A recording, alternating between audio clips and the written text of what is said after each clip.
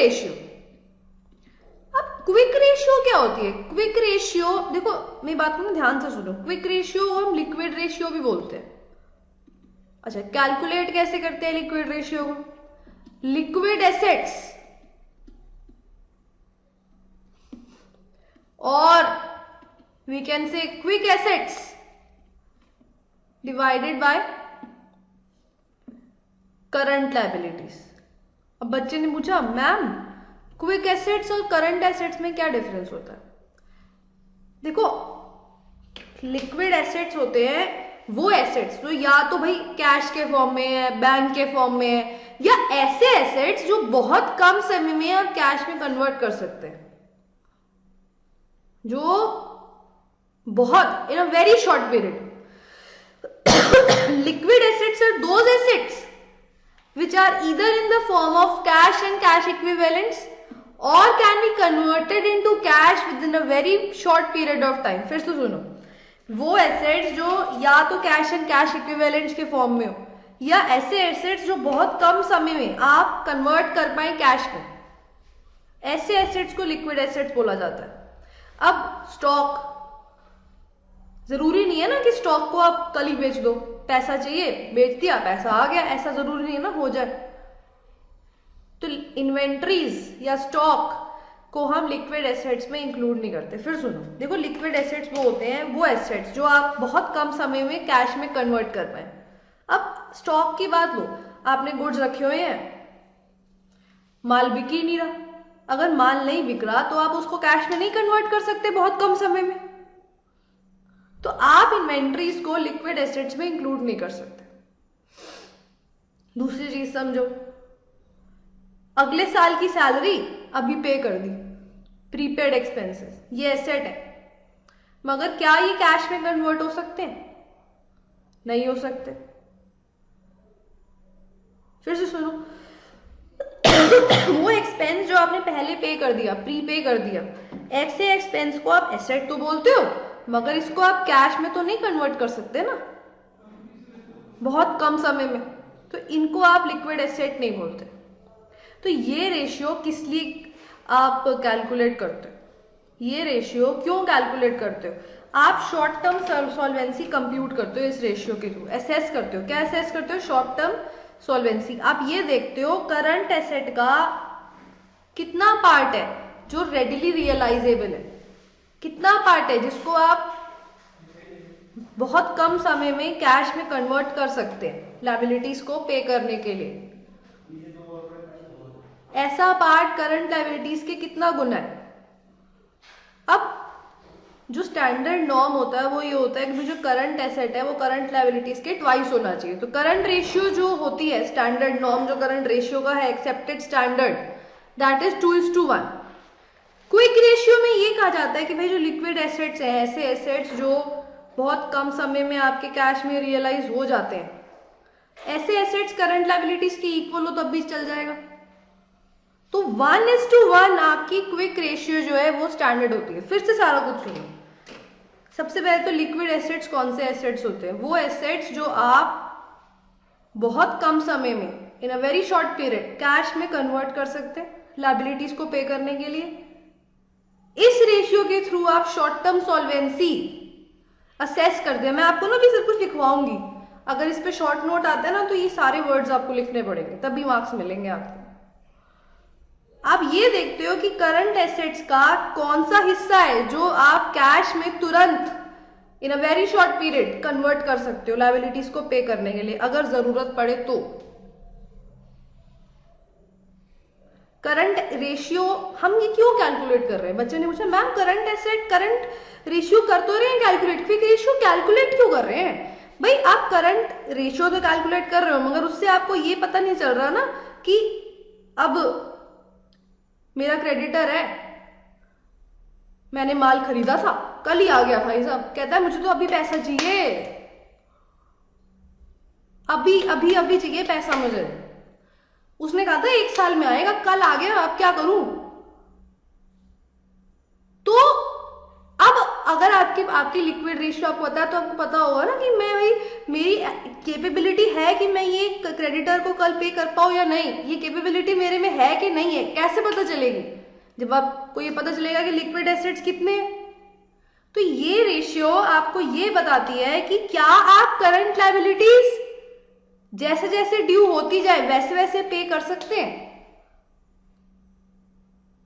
Current ratio does not indicate the ability of the enterprise to meet its current liabilities as and when they fall due. भाई कल ही आ गया वो, अब कैसे पता चलेगा? आप करंट रेशियो से पता नहीं चल सकता, क्योंकि करंट रेशियो में तो स्टॉक भी है, प्रीपेड एक्सपेंसेस भी है, इनको तो आप बहुत कम समय में कैश में कन्वर्ट नहीं कर सकते। तो आप ये कैसे असेस करोगे कि एज एंड व्हेन जब आपकी करंट लायबिलिटी ड्यू हो आप उन्हें पे कर सकते हो या नहीं? ये असेस करने के लिए आप क्विक रेशियो कंप्यूट करते हैं। क्विक रेशियो का स्टैंडर्ड एक्सेप्टेड नॉर्म क्या होता है? 1:1। तो अब ये सारी चीजें हम लिखेंगे। Liquid asset are the assets which are either in the form of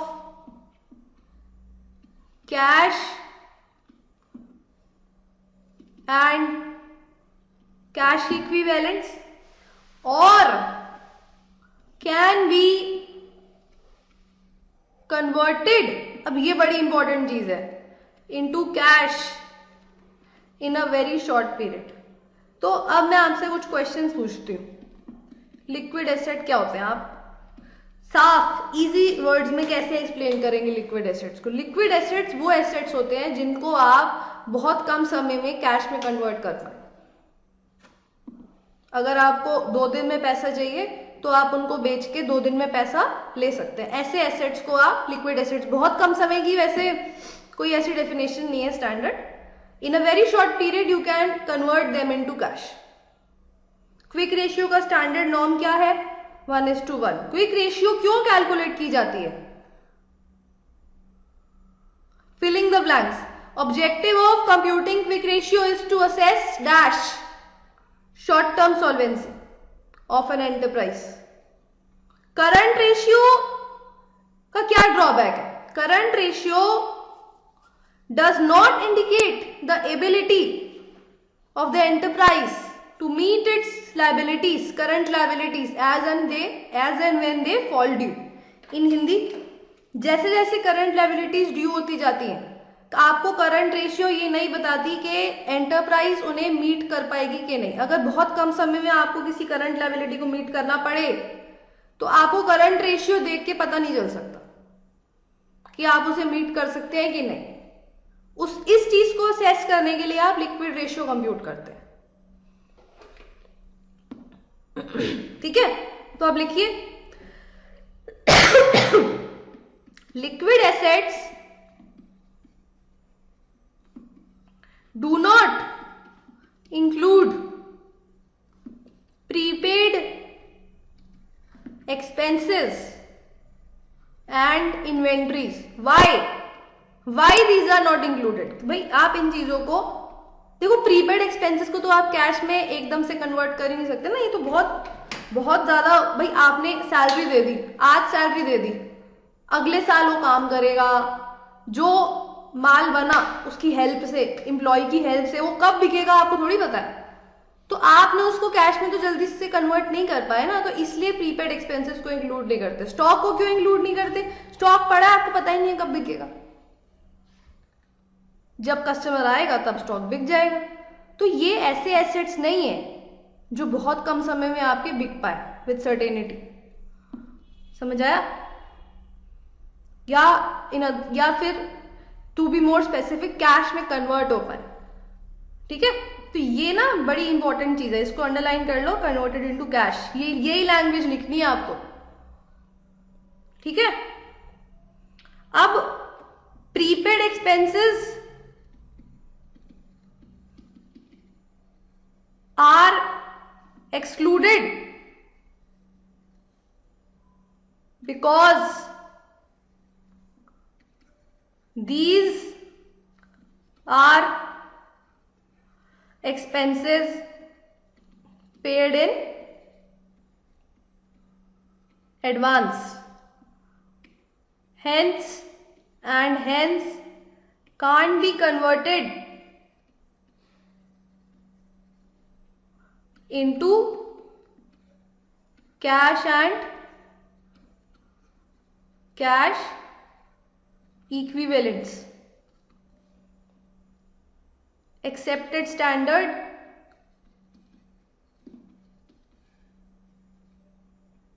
is, ये बहुत इंपॉर्टेंट चीज है। करंट रेशियो में क्या था एक्सेप्टेड स्टैंडर्ड आपका 2:1। क्विक रेशियो में क्या है आपका एक्सेप्टेड स्टैंडर्ड 1:1। उसके बाद objective to assess short term solvency of an enterprise। समझ रहे हैं? कोई भी रेशियो ना डिफिकल्ट नहीं है। बच्चों को लगता है ओहो इतनी सारी रेशियोज कैसे लर्न करेंगे, ओहो फॉर्मूले भूल जाएंगे।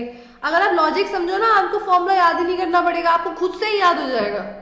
जैसे जैसे आप मेरे साथ प्रैक्टिस करते जाओगे ना, पीछे मत देखो फॉर्मूले को, अपने आप याद हो जाएगा। देखो कैसे याद नहीं होता फिर। समझ आया? फिर करंट रेशियो में क्या कमी है ये लिखेंगे। Current ratio does not indicate the ability of enterprise to meet its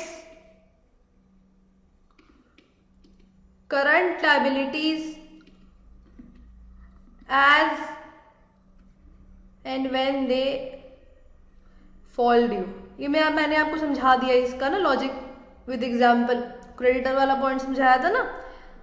अब liquid ratio, liquidity ratio, liquid ratio, देखो ये ना साइज बढ़ाने के तरीके हैं। ABCD 4 लेटर है, आप इसको कैसे लिख सकते हो? ABCD, ACBD, BACD, DABC, इस तरीके से आप साइज बढ़ा देते हो। उसी चीज को डिफरेंट लैंग्वेज में हम लिखे जा रहे हैं। Liquid ratio is an indicator of short term debt paying capacity of an enterprise। देखो अब ना ये क्वेश्चन बड़ा इंपॉर्टेंट है, वो पूछ सकते हैं विच लिक्विडिटी रेशियो। सबसे पहले list the types of liquidity ratios. फिर पूछेंगे which is the better indicator of liquidity. तो liquid ratio is a better indicator of liquidity, क्योंकि आपको लिक्विड रेशियो अच्छे से बता पाएगी भाई ये एंटरप्राइज की डेट पेइंग कैपेसिटी क्या है। Short term debt paying capacity liquid ratio बता सकती है, क्योंकि करंट रेशियो आपको ये नहीं बता सकती कि जैसे जैसे अगर करंट लायबिलिटी कल ही ड्यू हो जाए या बोल दे भाई 1 हफ्ते में पैसा चाहिए मुझे, तो आपको ये लिक्विड रेशियो के थ्रू पता चल सकता है कि क्या एंटरप्राइज ये लायबिलिटी पे कर सकती है कि नहीं कर सकती। Current ratio cannot tell you whether the enterprise can meet its current liabilities as and when they fall due। समझा? The liquid ratio is an indicator of short-term debt paying capacity of an enterprise, and it is a better indicator of liquidity। This ratio is very important 2 for banks and financial institutions.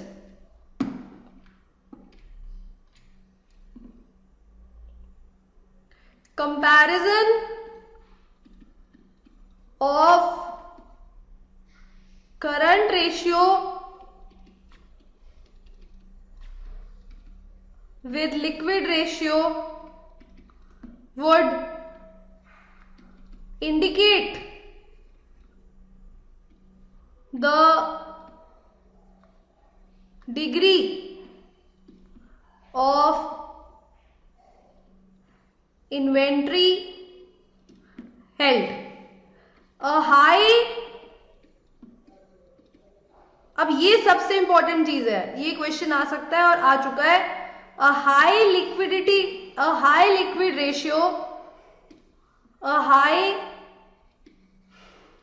Ratio compared to current ratio may indicate understocking.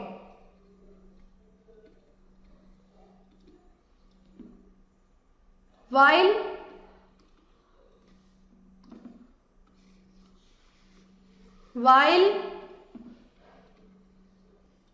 understocking, while a low liquid ratio indicates overstocking. तो आपको ना ये चीजें book में मिल जाएगी जो मैं आपको नोट्स दे रही हूँ. यहाँ पे मैं आपको डिफरेंट वर्ड्स में लिखवा रही हूँ, तो आप उसको और इसको मिक्स करके अच्छा साइज बना सकते हैं. ठीक है, बेसिकली उसी चीज को हम डिफरेंट फॉर्म में लिख रहे हैं ना. अब लिख लो आप आराम से, फिर इसके क्वेश्चंस करेंगे.